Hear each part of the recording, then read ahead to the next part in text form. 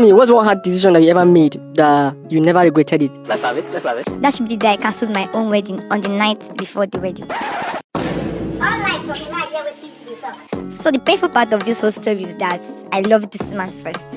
This is not the situation whereby the man forced himself into my life. I love that man with everything inside me. In fact, if you see us together, you would think we are perfect. Wow. I wanted it to end in public, so I'll be free. But till today, some people think I overreacted because I defended him everywhere. Even when people complain about his anger issues, I used to defend him too. My friends liked him at first, until one day they noticed and was like, this man is controlling you, Abi, you are not seeing it. I still defended him at that spot. That's how love can actually blind somebody. Moving on, a lot of things, minor things actually happened in the course of the relationship, but I kept excusing it because I actually love this guy. And these are the kind of the things that the man does that I normally excuse. If my phone rings and I pick and I smile while replying the person on the call, he gets angry. And if I stay outside longer than I'm supposed to, there'll be a problem. And it's not even as though I used to stay with him, but coming to visit, staying for a while, and going out to visit somebody, a friend, and staying longer than expected. Problem. And again, if another man outside greets me freely and I reply, it's problem because to him he thinks it's disrespectful, like I'm disrespecting him replying to another man's greeting. What? At first I liked it because I thought he was being too intentional about what we had. But then I started to differentiate what I was thinking with reality. When one day, during an argument, he squeezed my wrist so hard that it was too visible for anybody to see because it was swollen. I cried so hard that day, and he later came and apologized with tears and even on his knees, and even bought me food and other things and was blaming it on anger issues. And well, for the love I have for it, I excused it as well. Because that's what many women do when they're actually in love.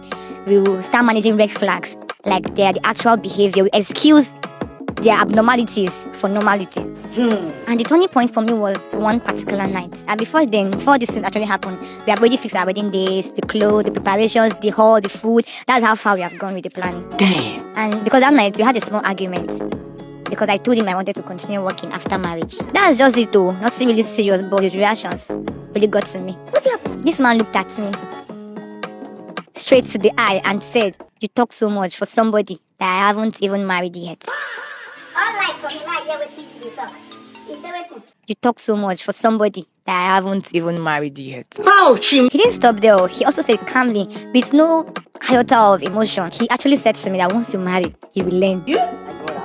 That sentence got to me, not because of the words alone, but the emotions behind it, the confidence behind everything. Like when somebody is promising you suffering in advance.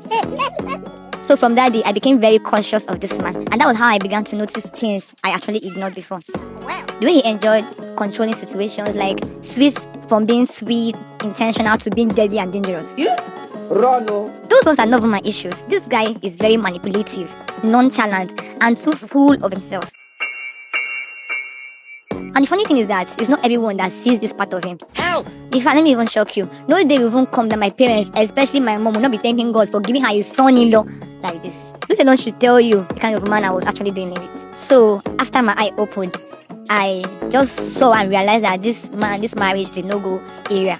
So I went to my parents the next day to tell them I'm no longer interested in the marriage. Nothing is coming out of your mouth. I remember I said the marriage was very close. Like the next day actually is the marriage. That was when we had that argument 2 days ago. So when I told my parents I'm backing out, they didn't agree. They thought I was actually joking. And before I proceed, let me explain a bit about my family. My father actually is a well-respected man in the community. Like he's a title holder. Everyone knows him. He's well-known and well-respected. So cancelling a wedding that close would be a very big embarrassment to him. And that's what they told me. Still, I didn't care. I gave them reasons why I insisted of it not working when I realized 2 days ago. The things they told me, like all those words, threatening words in disguise, I told them, but no one cares or seems to believe me.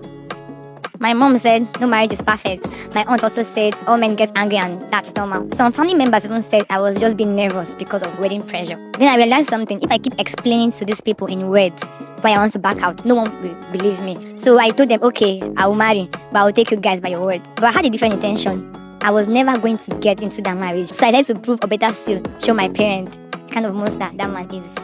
So I made a plan. Until today, I still thank God for giving me that wisdom that period. I called him that same night. I apologized sincerely for acting stubborn. I intentionally behaved soft and submissive on the phone because I wanted him to relax. Then I told him I had something I wanted to discuss with him, but I needed to see him first. Then he came to my house that night. Then I told him that one of my classmates back then in school wanted to snap pictures with me on the reception. I wanted to seek for his permission face to face. Then he asked me, is it a male or a female? I said male. That's all low. And that was how easy it was for me to get him to tune up to his monster state. Like I said, it was actually intentional because I knew the kind of person he is. And whenever he's angry, even in public, he doesn't care who is around. He shows up in his monster regalia and do whatever he wants to do. So he became angry immediately. So I told him, please don't react badly today. I don't want embarrassment. Tomorrow is our wedding. I remember at my father's compound. So he calmed down. Or at least I thought he did. But what he didn't know was that my parents, his parents, and 2 elders were actually watching from nearby. Because I begged them to quietly observe him themselves before forcing me to something they don't know about. I'm proud of you, you know that. One of my cousins came. He actually followed the plan. He came to greet me warmly in his presence. So I told him, this is the classmate I was telling you about. I was coming to snap pictures with me. Guy, his transformation was instant. Are you serious? That man grabbed my wrist aggressively. Then my bracelet scattered on the floor in my father's compound. What? Then he whispered something to my ear that made my blood go cold.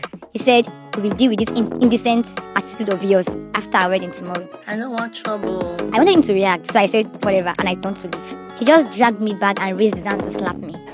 And that was when both families rushed out. And for the first time, that was when there's also the kind of person I was trying to explain to them. Even his own father was shocked, so he asked, so if you were not here, you would actually hit her? I wonder. He didn't respond, and at that exact moment, my dad looked at me and said, you are not marrying this man again. And then he collapsed in joy because that was how the wedding ended. And he gets hold. People mocked us. Some said I was a disgrace to my family. Some said I brought shame. They said sort of things.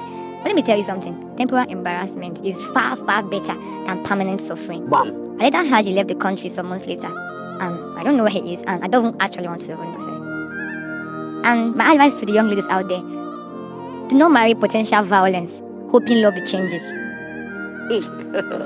God have mercy upon us. Marriage doesn't create character, rather it reveals it fully. So if someone cannot control his or her anger during dating, marriage will not magically fix it for you, it will rather worsen it. Exactly. And please stop ignoring signs because of age, wedding pressure, or what people will say, or you're getting, or whatever the society will talk about you. Because the hardest decision in life are not always the wrong ones. And that's why now, anytime I see peace forcing itself, I get scared. Because real peace does not beg to be believed. Because if someone really loves you, you will need to destroy yourself to prove it. And sometimes the people we cry over are the same people God is actually trying to save us or saving us from.